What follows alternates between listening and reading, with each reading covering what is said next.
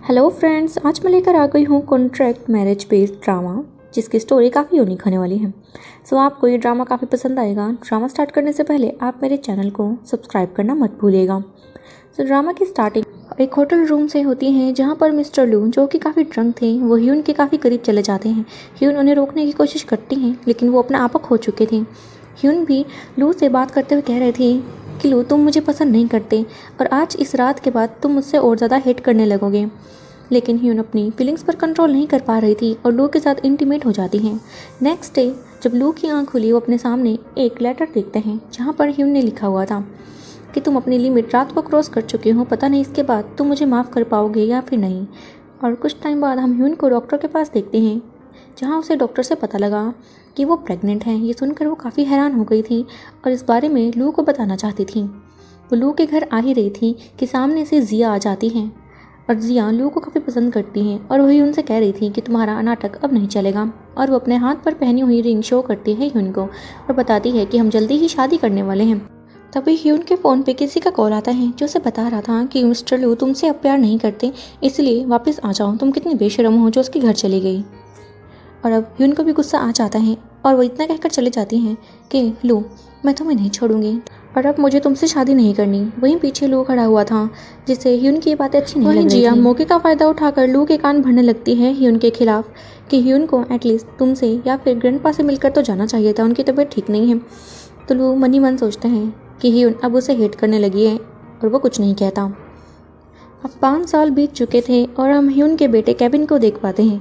वो एक टॉय को अपना डैड कॉल करते हुए कहता है कि डैड, मेरी मॉम अब दूसरी शादी करना चाहती हैं, तो आप उन्हें इजाज़त दे दीजिए कि अब वो मेरे लिए एक न्यू डैड ढूंढ दें। क्या आपको ये मंजूर है? तभी पीछे से ह्यून को कॉल आती है असिस्टेंट सुन की और वो बता रहा था कि ग्रैंडपा की डेथ हो चुकी है और उनकी आखिरी इच्छा थी लू और आपकी शादी की। और मैं आपको ये नहीं कह रहा हूँ कि आपको पूरी उम्र उन्हीं के साथ रहना है। मैं जानता हूँ आप लू को पसंद नहीं करती, इसलिए हम 1 साल की कॉन्ट्रैक्ट मैरिज करेंगे और कुछ और फॉर्मेलिटीज़ भी हैं जो 1 साल के अंदर अंदर पूरी हो ही जाएंगी। अभी उन काफ़ी हैरान थी ये सुनकर, लेकिन अपने बेटे केविन के लिए इसे करने के लिए मान जाती हैं। वही केविन को देखकर कह रही थी कि केविन, क्या तुम्हें अपने डैड चाहिए? केविन बोलता है कि मॉम, आपने तो कहा था कि वो मर गए। तो ह्यून बोलती है कि नहीं, वो फिर से ज़िंदा हो गए। और ये काफ़ी फनी मोमेंट भी था। केविन काफ़ी खुश हो जाता है कि अब वो फाइनली अपने डैड से मिलने के लिए जा रहा है। लेकिन ह्यून अभी केविन को यहीं पर रहने के लिए कहती है कि पहले मॉम वहाँ पर जाकर तुम्हारे डैड को ढूंढेगी और उनसे शादी करेगी, फिर तुम्हें यहाँ पर लेने के लिए वापस आएगी। केविन भी इसके लिए मान गया था। अगले ही सीन में हम ह्यून को लू के साथ देखते हैं जिन दोनों की शादी हो चुकी थी और ह्यून तो मन ही मन सोच रही थी कि क्या मैं सपना देख रही हूँ, मेरे 10 साल का क्रश मेरे सामने बैठा है और आज मेरी उससे शादी भी हो गई। लू भी ह्यून को देखकर काफ़ी अच्छा फील कर रहा था और अब वो ह्यून को बताता है कि आज उसे एक बिजनेस मीटिंग के लिए बाहर जाना होगा और उसकी हाफ मंथ की ट्रिप भी है। जिसे सुनकर ह्यून कहती है कि क्या ये मुझे अवॉइड करना चाहता है? आज ही हमारी शादी हुई और आज ही इसे काम आ गया। लेकिन वो कहती है चलो कोई बात नहीं, मुझे पहले केविन को यहाँ पर लेकर आना होगा। और अगले ही सीन में देखते हैं कि एयरपोर्ट पर ह्यून केविन के साथ आ रही थी। केविन के हाथ में उन्हीं का मैरिज सर्टिफिकेट था और उसमें देखकर वो बोलता है कि मॉम, मेरे डैड तो काफ़ी ज़्यादा हैंडसम है।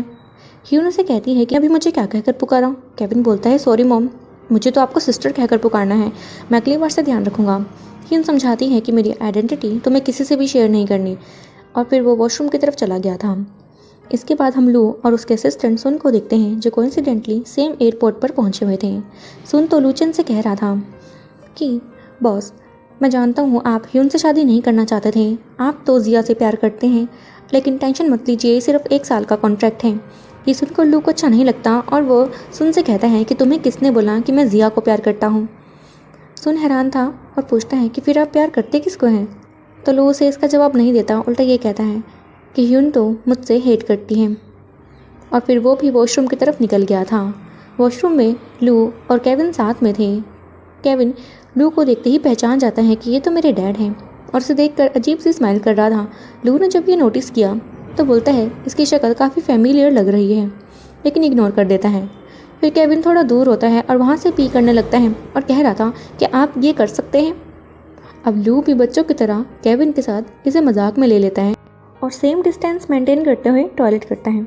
ये देखकर केविन काफ़ी खुश हो गया था कि आप तो मेरे ही डैड हो।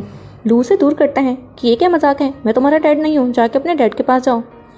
लेकिन तभी सुन भी अंदर आ गया था और केविन को देखकर कहता है, क्यों बॉस, क्या आपको नहीं लगता कि बच्चा तुम्हारी तरह दिख रहा है? लू कहता है, क्या तुम अंधे हो गए हो? ये मेरा बेटा कैसे हो सकता है? ये मेरा बेटा नहीं है।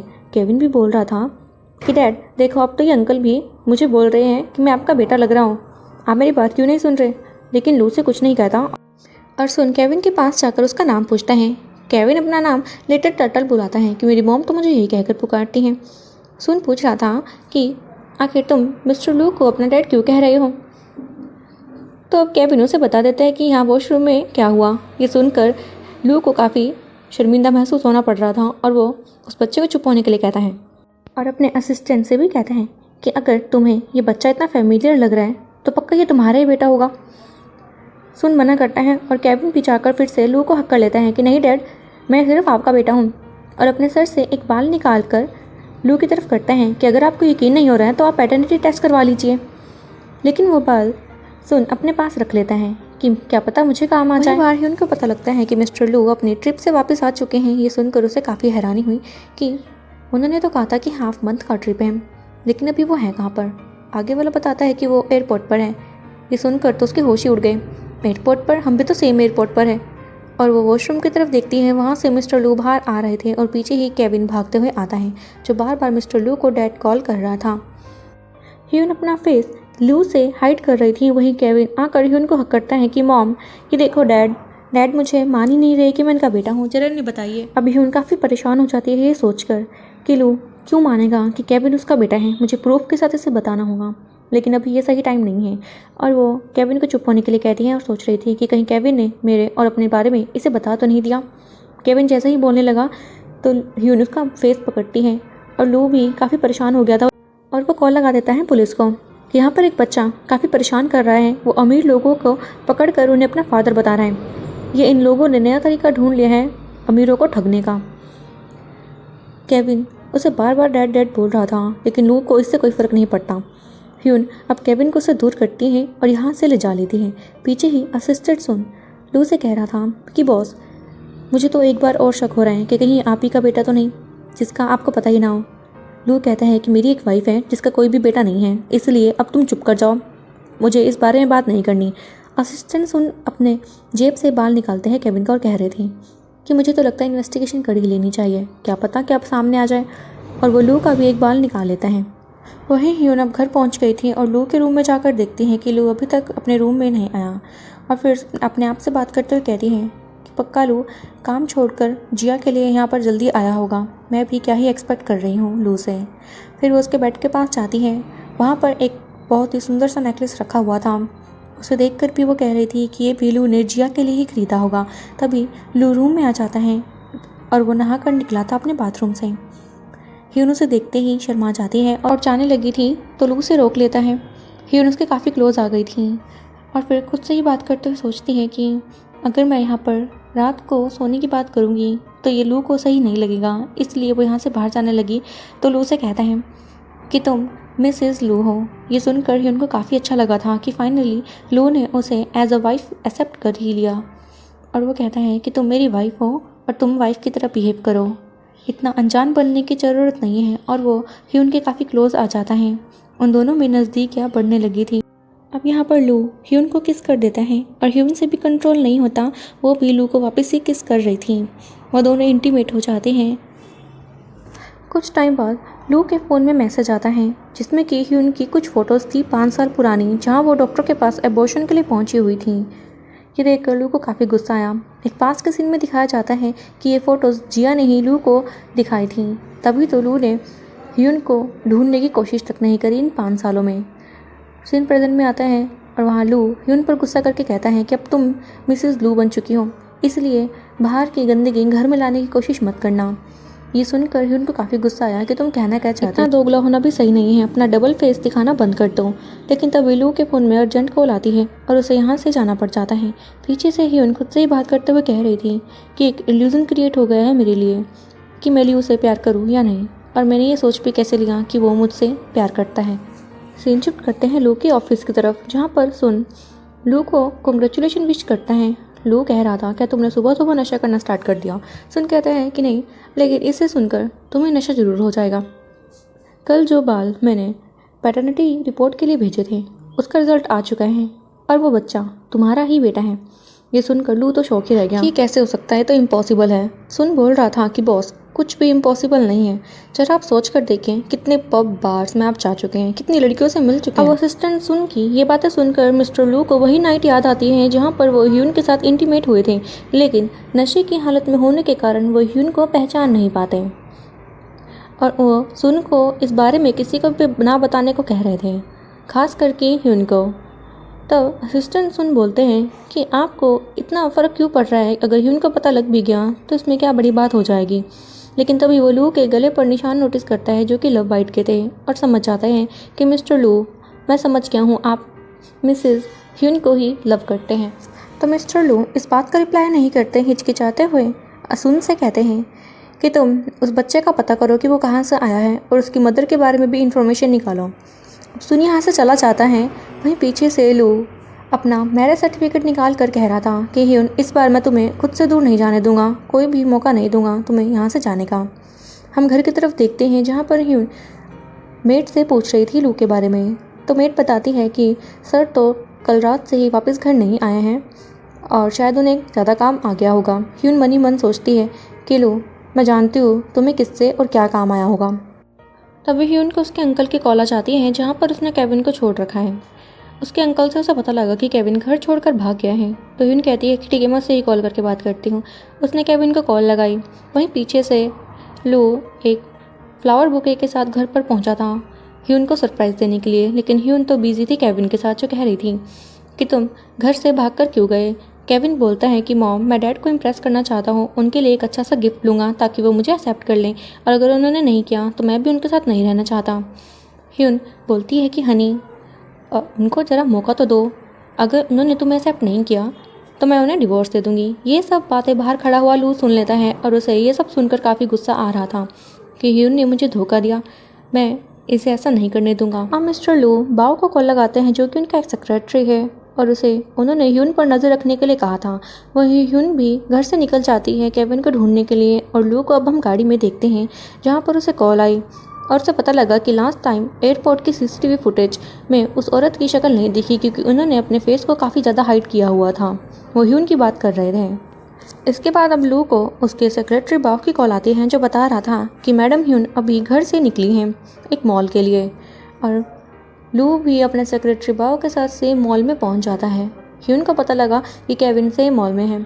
वहीं हम केविन को देख पाते हैं जो एक एक्सपेंसिव वॉच को घूरे जा रहा था और उसने सोचा कि इसको मैं अपने डैड के लिए लूँगा, वो इस वॉच को देखकर काफ़ी खुश हो जाएंगे और मुझे अपना लेंगे।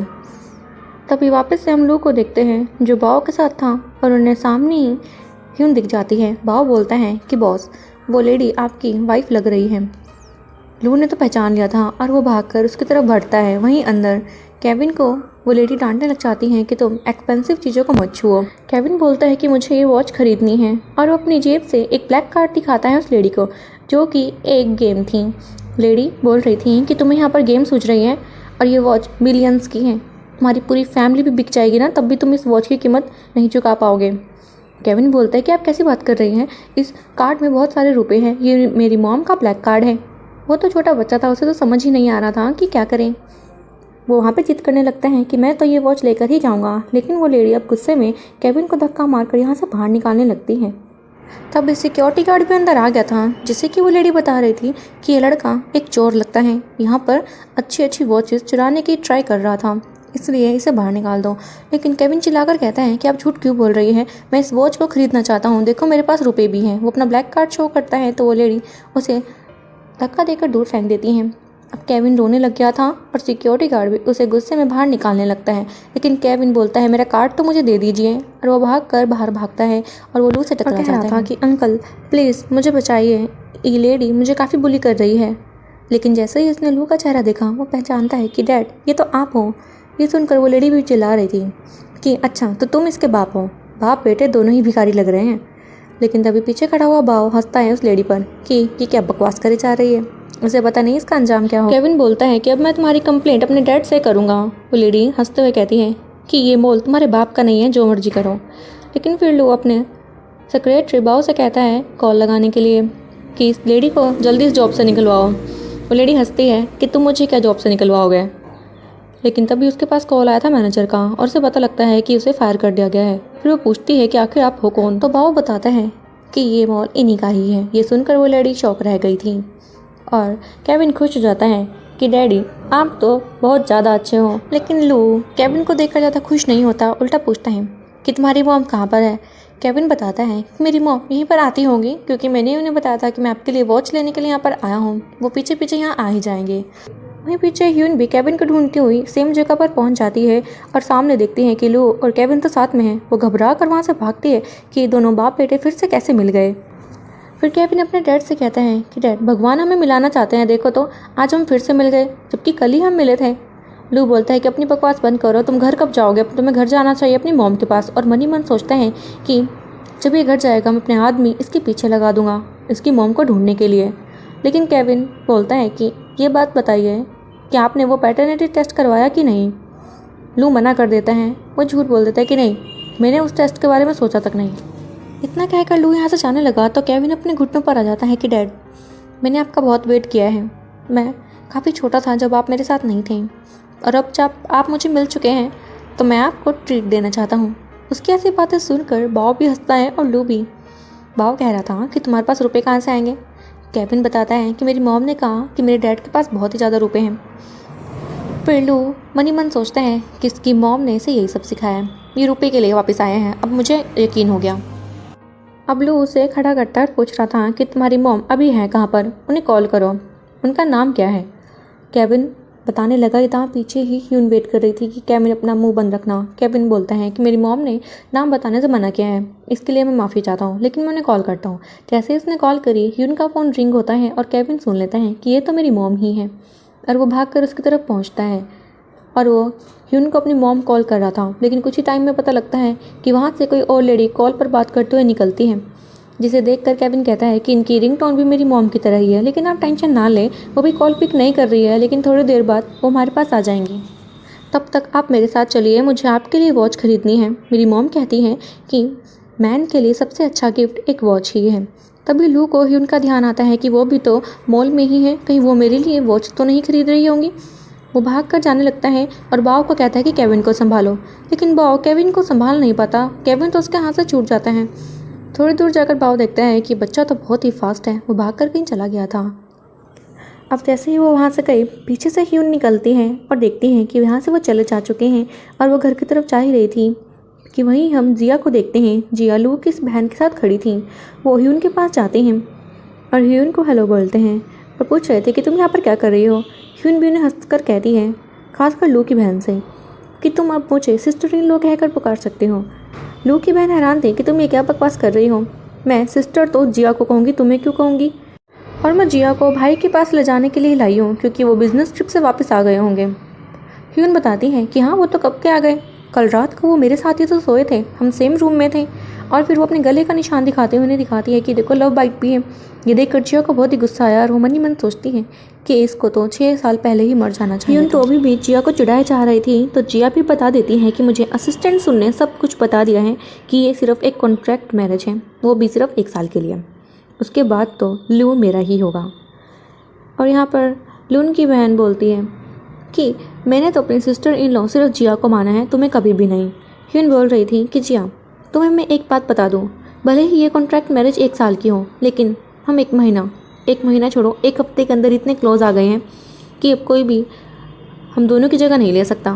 और रही बात मेरे डिवोर्स की, अगर डिवोर्स हो भी जाता है मिस्टर लू तो एक यूज्ड मैन हो जाएंगे, और यूज्ड मैन तो किसी को पसंद नहीं आते। जिया को ये सुनकर और गुस्सा आता है और लिन भी गुस्से में कहती है कि तुम्हारी हिम्मत कैसे हुई मेरे भाई के बारे में ऐसी बातें बोलने की। तुम एक बात कान खोलकर सुन लो, लू सिर्फ जिया से प्यार करता है। और तुम्हें एक बात और बताऊं कि वैलेंटाइन के लिए मेरे भाई ने जिया के लिए एक एक्सपेंसिव हार भी खरीद के रखा है। तो ह्यून को याद आता है कि शायद ये उसी हार के बारे में बात कर रही थी जो कि रूम में उसने देखा था, और अब वो जिया के गले में था। ये देखकर ह्यून को तो और भी गुस्सा आने लगा कि लो तुमने ये सही नहीं किया। और वो रिप्लाई में जिया से कहती है कि ये हार ये तो बहुत महंगा होगा ना। जिया भी बड़ा चढ़ाकर उसका रेट बताती है कि हाँ ये बहुत ही एक्सपेंसिव है और लू ने मुझे बड़े प्यार से दिया है।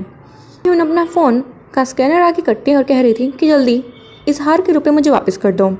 जिया हैरान थी और लिन भी बोलती है कि तुम ये क्या बकवास कर रही हो, जानती भी हो कह रही हो? ह्यून बोलती है कि हाँ बिल्कुल, अभी मेरा डिवोर्स नहीं हुआ है, तो मतलब प्रॉपर्टी का आधा हिस्से पर मेरा हक है। और लू ने मेरे से बिना पूछे इतना महंगा हार जिया को गिफ्ट कैसे कर दिया? उसके रुपये तो मैं उससे लेकर रहूँगी। अगर तुमने मुझे ये रुपये नहीं दिए तो मैं लू को कॉल कर देती हूँ। जिया मनी मन सोचती हैं कि लू को अगर ये पता लग गया तो वो मुझे धोखेबाज समझेगा, क्योंकि उसने तो मुझे ये हार नहीं दिया, और यह हार तो मैंने खुद से ख़रीदा है, वो भी सस्ता सा। ह्यून बोल रही थी कि एक बार और सोच लो, और अगर लू ने मुझे पैसे देने से मना किया तो मेरा लॉयर इससे निपट ही लेगा। तो जिया मान जाती है कि ठीक है मैं रुपए देती हूँ, और उसे अब 2000 युआन की जगह 40,000 युआन देने पड़ जाते हैं ह्यून को। ये देख कर लिन को गुस्सा आया कि तुमने ये सही नहीं किया, मैं अपने भाई से तुम्हारी कंप्लेंट करूँगी। ह्यून बोलती हैं कि तुम्हें जिस मर्जी से कंप्लेंट करनी है उससे जाकर करो, और अब फिलहाल अपनी शॉपिंग कंटिन्यू रखो। जैसे ही जाने लगी पीछे से लिन कहती है कि तुम तो उन औरतों में से हो जो पैसों के लिए किसी भी आदमी के साथ सोना पसंद करती हैं। ये देखकर ह्यून को गुस्सा आता है और वो लिन पर हाथ उठा देती हैं। लिन और ह्यून आपस में लड़ने लग गए थे और जिया भी मौके का फ़ायदा उठाकर ह्यून के बाल खींच रही थी। तभी बाओ भाग कर बाहर जाता है और अपने बॉस लू से कहता है कि बॉस, ह्यून, जिया और लिन आपकी बहन तीनों लड़ रहे हैं। लू पूछता है कि क्या ह्यून अंदर ही है, लेकिन वो लड़ क्यों रही हैं? तो बाओ बताता है जहाँ तक मुझे सुनाई दिया कि वो किसी गिफ्ट के बारे में बात कर रही थी, और ह्यून को काफ़ी जेलस फील हुआ इस बात से, और वो टूटी फूटी बातें लू को बताता है। तो लू कहता है कि मैं खुद ही हैंडल कर लूँगा। वो भाग कर अंदर जाता है और देखता है कि वहाँ पर जिया, ह्यून और लिन आपस में कुत्ते बिल्लियों की तरह लड़ रहे थे। तो लू उन्हें रुकने के लिए कहता है, और जिया तो ह्यून के बारे में कंप्लेंट करती है कि पहले इसने ही स्टार्ट किया, इसने लिन पर हाथ उठाया। तो ह्यून लू को समझाती है कि पहले बात तो पूछ लो कि हुई क्या है। तुम्हारी बहन मुझे एक मिस्ट्रेस कॉल कर रही थी, और साथ में ये भी बोल रही थी कि जाकर और मर्दों को बहलाओ ताकि वो भी तुम्हें रुपए दें। और फिर वो लू को अपनी तरफ करके बोलती है कि जरा इन्हें बताओ लास्ट नाइट बेड पर क्या हुआ था। लू शर्मिंदा होता है कि ये औरत पागल हो गई है क्या, सबके सामने क्या बातें कर रही है। तभी जिया नोटिस कर लेती है लू के गले पर वही लव बाइट, और इसे काफ़ी गुस्सा आ रहा था कि तभी लिन लू से कहती है कि पहले ह्यून ने ही मुझे बुली किया, और जिया को भी। इनफैक्ट उसने जिया से रुपए भी ले लिए उसी नेकलेस के जो तुमने उसे गिफ्ट किया था। जिया लिन को चुप करा रही थी, और लू भी पूछता है नेकलेस, कौन सा नेकलेस? और वो जिया के गले में नेकलेस देखता है और याद करता है कि ये सेम नेकलेस तो उसने ह्यून के लिए ख़रीदा है, और ह्यून ने भी रूम में इस नेकलेस को देख लिया था। अच्छा, तो तभी ह्यून इतना जेलस फील कर रही है क्योंकि उसे मिसअंडरस्टैंड हो गया है कि मैंने ये नेकलेस जिया को दिया है। और ह्यून यहाँ पर गुस्से में लू से कहती है कि मैं तो चाहती हूँ कि तुम इसे और भी ज़्यादा एक्सपेंसिव गिफ्ट दो ताकि मुझे ऐसे ही रुपये मिलते रहे। इतना कहकर वो यहाँ से गुस्से में चले जाती है, और पीछे ही लू को काफ़ी अच्छा लग रहा था कि ह्यून को इसे लेके जेलस फील हुआ, यानी कि वो मेरे लिए फील करती हैं। अब ह्यून के यहाँ से जाने के बाद जिया लू से कह रही थी कि शायद ह्यून को गलतफहमी हो गई है, और लू भी कह रहा था कि तुम अभी ठीक नहीं हो, तुम्हें रेस्ट करना चाहिए, तुम यहाँ पर क्या कर रही हो। तभी लिन बोलती है कि भाई आप ह्यून की इतनी साइड क्यों ले रहे हैं, आखिर आपका तो 1 साल में डिवोर्स होने वाला है ना, और आप तो जिया से प्यार करते हैं। तो लू से डांट कर कहता है कि अपनी बकवास बंद करो, और मैं तुम्हें 24 घंटे का टाइम देता हूँ ह्यून से माफ़ी मांगने के लिए। इतना कहकर चला जाता है। अब ह्यून घर पहुँच जाती है और उसे टेबल पर वही सेम नेकलेस मिलता है, जिसे देखकर वो हैरान थी कि ये नेकलेस तो लू ने जिया को दे दिया ना, तो ये दूसरा कहाँ से आया। फिर वो उसकी फ़ोटो क्लिक करती है और सेंड करती है किसी को, और उससे पता लगा कि ये नेकलेस तो असली है, और ऐसा नेकलेस पूरे चाइना में एक ही है। ये देखकर ह्यून काफ़ी खुश हो गई कि इसका मतलब जिया के पास जो नेकलेस है वो डुप्लीकेट है, और रियल नेकलेस तो यही है, और ये लू ने मेरे लिए ख़रीदा है। लेकिन वो थोड़ा डाउट में थी कि कहीं इसने जिया के लिए तो नहीं ख़रीदा।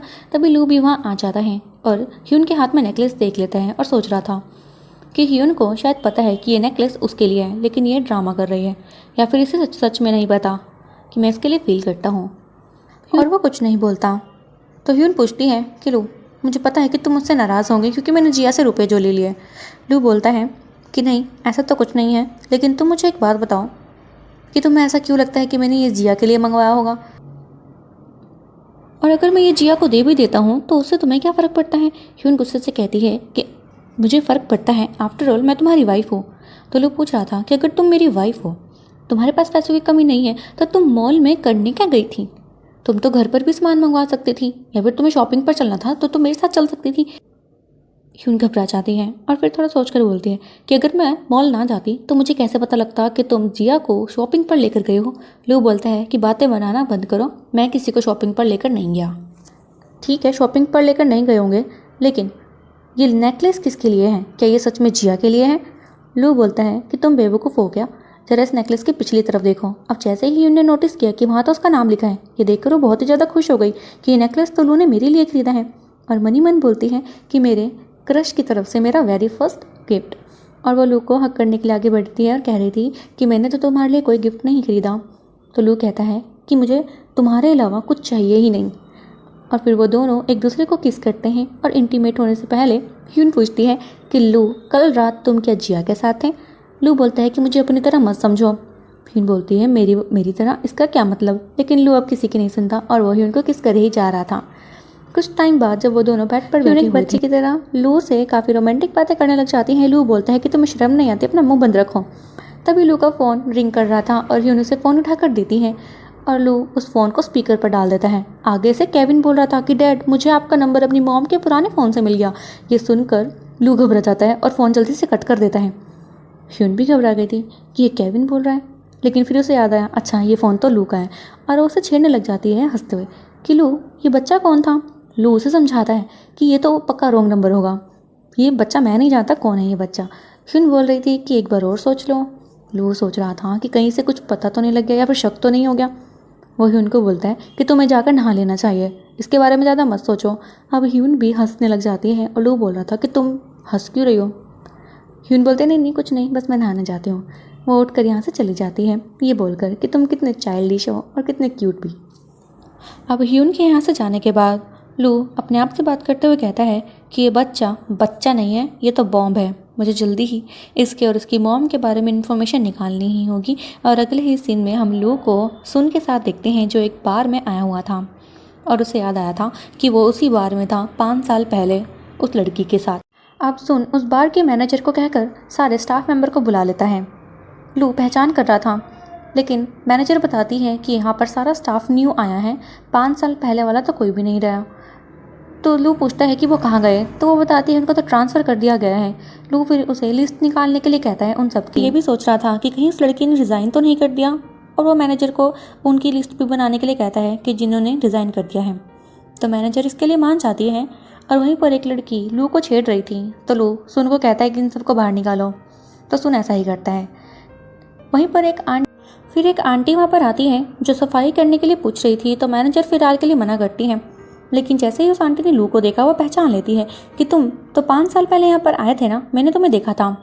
लू फिर उस आंटी को अंदर बुलाता है, पूछ रहा था कि आपने मुझे कब और कहाँ देखा। तो वो आंटी बताती है कि उस रात उस रूम में। अब लू याद करने लगता है कि वह कैसे उस लड़की के साथ इंटीमेट हुआ था। लेकिन फिर आंटी से पूछता है कि आपका क्या मतलब उस रूम में। आंटी बताती है कि मैं भी तो वहीं थी।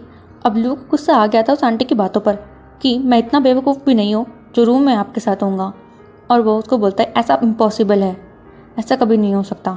लेकिन वहीं सुन बैठा हुआ था जो थंब दिखाकर लू को कहता है कि 60 साल की आंटी और मेरा 35 साल का बॉस, ये कुछ गलत कॉम्बिनेशन नहीं हो गया। लेकिन फिर भी वो कहता है ठीक है। लू बोलता है पागल हो गए हो क्या बकवास कर रहे हो, ऐसा नहीं हो सकता, इन्हें यहाँ से बोलो जाने के लिए। मैनेजर अब उस आंटी को ज़बरदस्ती बाहर निकालने लगती है कि आपको मैं जॉब से निकाल दूंगी, हमारी बात सुनकर आराम से यहाँ से चली जाइए। लेकिन आंटी नहीं रुकती, वो बार बार लू से कहती है कि मैं बोल रही हूँ ना, मैंने तुम्हें देखा था, तुम उस रूम में थे तुम्हारी गर्लफ्रेंड के साथ और उसने पेंडेंट पहना हुआ था और वो पेंडेंट मेरे पास है। ये सुनकर लू रोक लेता है कि क्या आपने क्या कहा, मेरी गर्लफ्रेंड और पेंडेंट, मुझे दिखाइए वो पेंडेंट कौन सा है। तो वो आंटी अपनी जेब से वो पेंडेंट निकाल कर लू को दिखाती है कि इसमें उस लड़की की फ़ोटो भी है। तो अब सुन भी लू के पास आ जाता है कि इस पेंडेंट को जल्दी ही ओपन करो। अब जैसे ही उसने पेंडेंट को देखकर हैरान ही रह गया, क्योंकि उस पेंडेंट में फ़ोटो और किसी की नहीं ह्यून की ही होती है। भले ही वो ख़राब थी, लेकिन लू ने उसे पहचान लिया क्योंकि साइड में लू की फ़ोटो भी लगी हुई थी। ये देखकर वो काफ़ी गुस्से में आ जाता है कि ह्यून ने अभी तक इस सच के बारे में उसे क्यों नहीं बताया। वो आंटी को थैंक्स करता है। आंटी यहाँ से चली जाती है और सुन भी बोल रहा था कि बॉस, मेरे को तो पहले ही शक था कि वो बेटा ह्यून का ही होगा, लेकिन मैंने आपको नहीं बताया, अब आप क्या करेंगे। तो लू बोलता है कि इसे मुझ पर छोड़ दो, मैं ह्यून को खुद ही हैंडल कर लूँगा। वही नेक्स्ट मॉर्निंग ह्यून ब्रेकफास्ट के लिए नीचे आ ही रही थी कि देखती है कि वहाँ पर एक जिया और लिन पहले ही मौजूद हैं। और पूछ रही थी कि सुबह सुबह तुम यहाँ पर क्यों आ गई। तो लिन बताती है कि अगर भाई ने मुझे तुमसे माफ़ी मांगने के लिए नहीं कहा होता तो मैं यहाँ कभी भी नहीं आती। ह्यून को ये सुनकर काफ़ी अच्छा लगा कि लू ने अपनी एक्स गर्लफ्रेंड और अपनी बहन को मुझसे माफ़ी मांगने के लिए कहा है। और वो काफ़ी अच्छा फील कर रही थी। तभी पीछे से लू भी आ जाता है, जो ह्यून से कह रहा था कि तुम बातें छुपाने में तो बहुत ही एक्सपर्ट हो। ह्यून समझ नहीं पाती तो लू बताता है कि तुमने मुझसे छुपाया कि मेरा बेटा केविन है और तुम उसकी मॉम हो। ये सुनकर ह्यून बोलती है कि आखिर तुम्हें पता लग ही गया। और फिर वो बताती है कि हाँ, वो तो तुम्हें पता लगना ही था, मैं तो लास्ट दिन ही समझ गई थी, तभी तो मैं हंस रही थी। लू बोलता है कि तुम काफ़ी शातिर निकली। और इसी के साथ हमारा ड्रामा ख़त्म हो जाता है। सो फ्रेंड्स, आपको ड्रामा कैसा लगा कमेंट में ज़रूर बताना। मिलते हैं ऐसे ही और क्यूट रोमांटिक ड्रामास के साथ। Till then take a good bye.